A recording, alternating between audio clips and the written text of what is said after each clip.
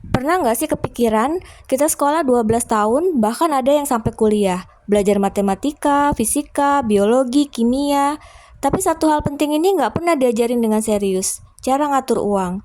Padahal setiap hari kita pasti berhubungan sama uang, dari beli jajan, bayar kos, bayar cicilan, sampai mikirin masa depan. Tapi anehnya, begitu kita lulus, kerja, pegang gaji pertama, kita justru bingung, uang ini mau diapain ya? Kenapa selalu habis padahal belum sebulan? Kok orang lain bisa nabung, gue enggak? Di video ini, gue mau bahas satu kenyataan pahit tapi penting. Sekolah nggak pernah ngajarin kita cara kelola uang yang benar. Dan di sini gue bakal jelasin pelan-pelan, santai, realita, tapi bisa langsung lo pakai. Di sekolah, kita diajarin menghafal rumus, mengingat tanggal sejarah, menghitung integral, menghafal tabel periodik. Tapi coba pikir, pernah nggak ada pelajaran khusus bagaimana cara bikin anggaran bulanan, cara bedain kebutuhan dan keinginan, cara kelola cicilan supaya nggak boncos, dan cara nabung yang realistis? Jawabannya jarang banget atau malah nggak pernah. Kenapa? Karena dari dulu sistem pendidikan itu desainnya lebih ke bikin kita jadi pekerja, bukan jadi pengelola uang. Kita diajarin cari uang, tapi nggak pernah diajarin cara mengelola uang. Makanya banyak orang pintar, lulusan bagus, punya gelar tinggi, tapi keuangannya berantakan. Bukan karena mereka bodoh, tapi karena nggak pernah diajarin caranya. Sekarang gue mau bahas kesalahan paling umum. Pertama, gaji datang, belanja dulu, baru nabung sisanya.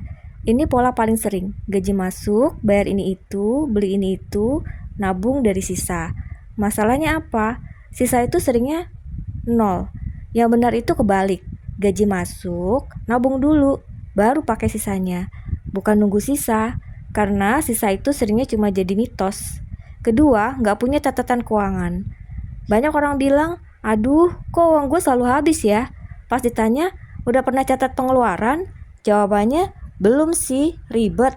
Padahal dari situlah masalahnya. Kalau lo nggak tahu uang keluar kemana, buat apa aja, yang paling bocor di bagian mana, gimana bisa ngontrolnya? Ketiga, gaya hidup lebih tinggi dari penghasilan. Ini penyakit modern. Gaji 3 juta, hidup kayak gaji 7 juta. Demi gengsi, validasi sosial, biar nggak dibilang ketinggalan. Akhirnya kredit, cicilan, pinjol, hutang, dan ujungnya stres. Sekarang masuk ke bagian paling penting. Bukan teori ribet, tapi yang bisa lo praktekkan langsung. Pertama, bikin sistem 50-30-20. Ini sistem pembagian uang simple. 50% untuk kebutuhan pokok seperti makan, sewa, listrik, air, transport. 30% untuk keinginan, jajan, hiburan, self-reward. 20% untuk tabungan dan investasi. Kalau gaji lo misal 3 juta, berarti 1,5 juta untuk kebutuhan, 900.000 untuk keinginan, 600.000 untuk tabungan. Kalau belum bisa 20%, mulai dari 5% dulu, yang penting konsisten. Yang kedua, wajib catat semua pengeluaran. Sekecil apapun itu, seperti parkir 2.000, jajan 5.000, kopi 10.000. Kenapa? Karena yang sering bikin bocor itu bukan yang besar, tapi yang kecil tapi sering. Pakai buku kecil, notes HP, aplikasi keuangan, yang penting dicatat tiap hari. Yang ketiga, pisahkan rekening. Punya rekening utama untuk terima gaji, rekening tabungan yang jangan diutak-atik, dan e-wallet buat jajan. Jadi uang lo nggak nyampur.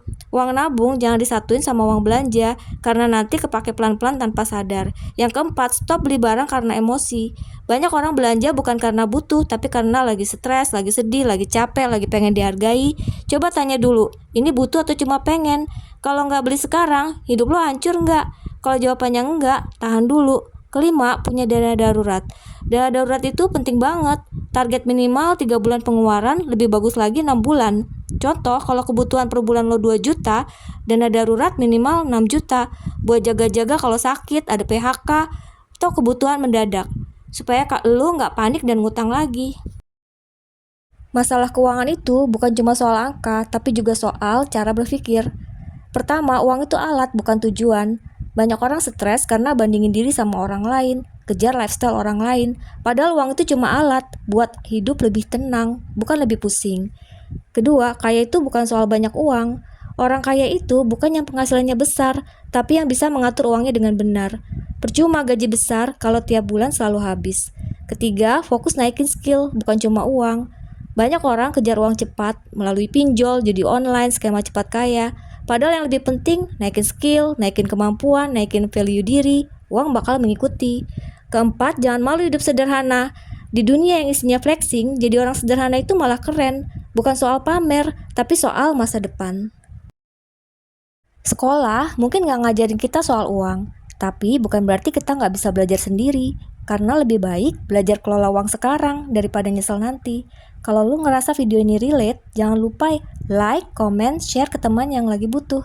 Karena bisa jadi orang yang perlu lu bantu bukan cuma teman-teman lu, tapi juga diri lu sendiri di masa depan.